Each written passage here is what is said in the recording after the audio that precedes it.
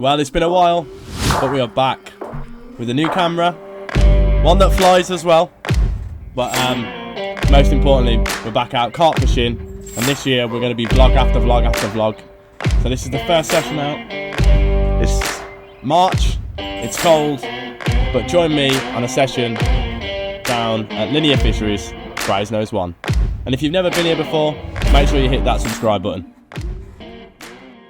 Hi guys, well you join me in the back of the van. I'm currently down on Brasenose 1. I'm just looking over the top of the camera over at the lake. We're in peg 26. It's been very quiet, it's very early March.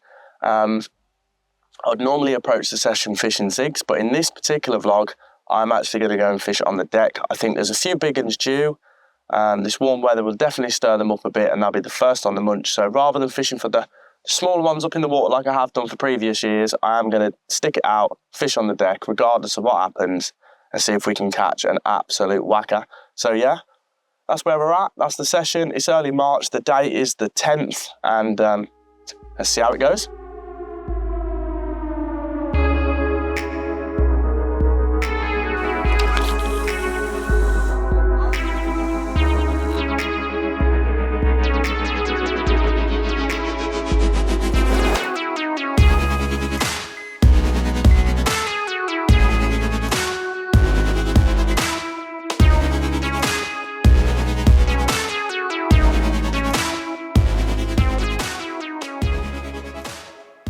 Right guys, well, I am just getting the rig sorted, and I just thought I would show you the rig. So let me just get it sorted, then I'll get you some close-ups, but I'll tell you what I'm using.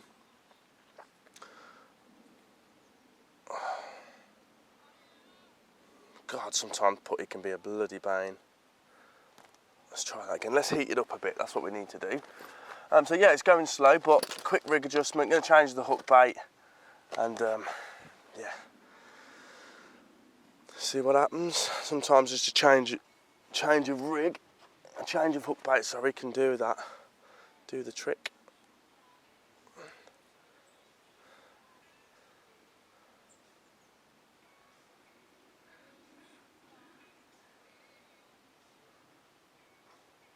Perfect. Right guys, let's have a little look at the rig, and I'm using 9 inches of Camo X in 35 pound, tied knotless knot to a size 4 medium curve. And what I've done there is cut the tag end off of that, shrinked it down so it's sort of German rig style. I'm using 2 hook beads to trap my hook bait. This will stop the eye of the hook becoming lighter on ejection. As the hook bait comes out, it should keep the point down. As you can see, when I move it back, the hook comes back down. So yeah, I'm using 2 hook beads for that. A size 12 mil strawberry nutcracker hook bait in a fluoro pink. Obviously it's early spring and you can't bait a bright one.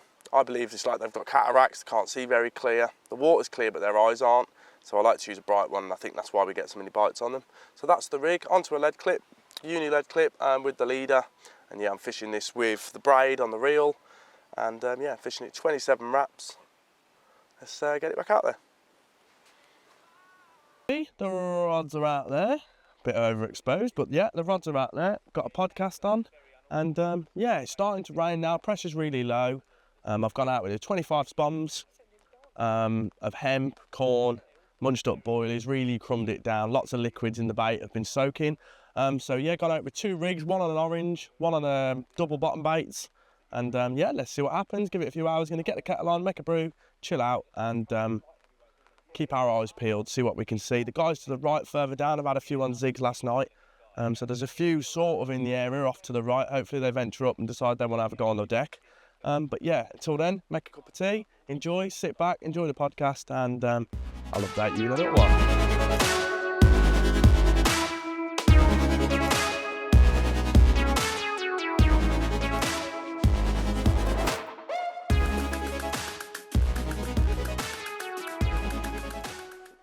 Right boys, well, just a little bit of an update. It's now sort of 1:30.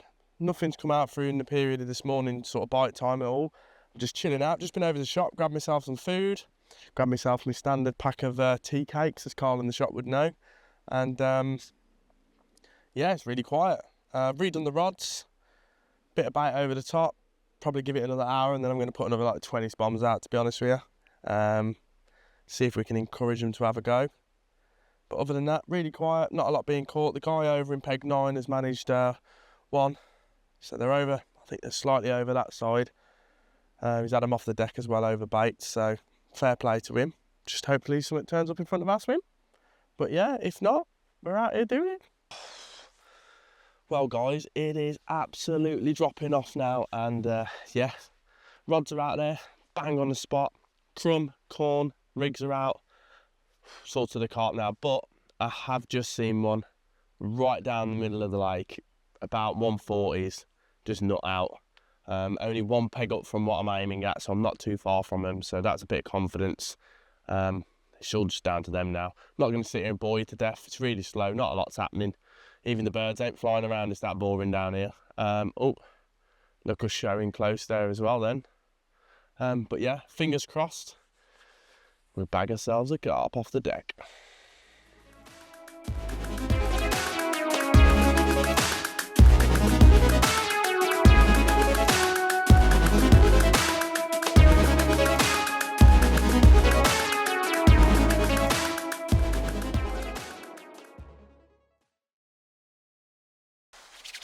Well, morning boys. It's 6:30. It's a cold one. Nothing throughout the night. Lots of liners using braid. First time I've ever fished a braid. Loads of liners. Yeah, I was expecting one to go, to be honest. But it is useful using braid and having the liners, letting you know that they are there. And it's amazing just how much they are there. But yeah, got myself a coffee, little vanilla thing. But yeah, really quiet. So I'm going to give it till 7:30, and I'm going to put a bit more bait out. Just a couple of spoms, freshen up the spot, and yeah, see how it goes. But yeah, got the country music on, sat in the bivvy, coffee, warming up. I've even put the saddle pets on. It's bloody cold. It's always the same this time of year. The days are really high temps, and then the nights drop, and you don't realise, because it's such a distance between the temperatures, just how much it feels cold. So yeah, get the saddle pets out, get your jackets out. And let's keep our eyes peeled and see what happens.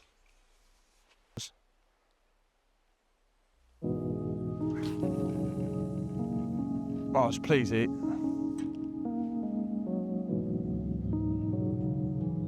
Bosh.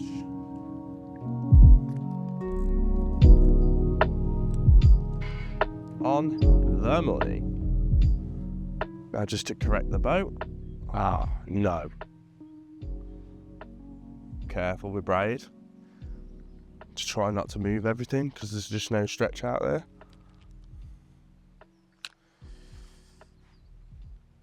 So take your time. Get the reel handle right.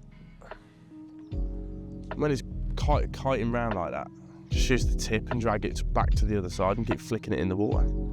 It will actually pull the bow back. Yeah, what I mean by that as well is to, you sort of hold the bow and you want to flick like this. This will pull the line back to the right hand side of your peg. Keep correcting it. Just be very gentle. You'll see that it will start to creep back to get a straight line straight to the lead. Brad taught me this. It works really good. Just be really gentle, and there we go. Now we're bang on. We had a big bow off to the left hand side.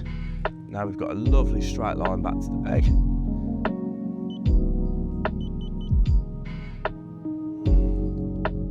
And that is how you get the bite indication, because you're in a straight line.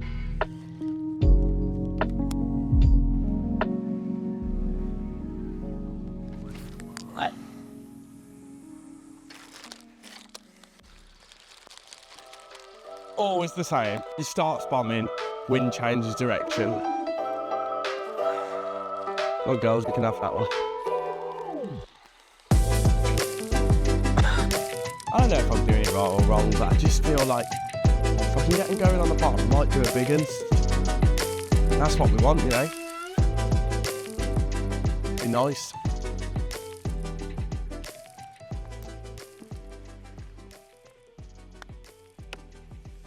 At the end of the day, the conditions now are better than they were if you were fishing down here in February on the deck, you know.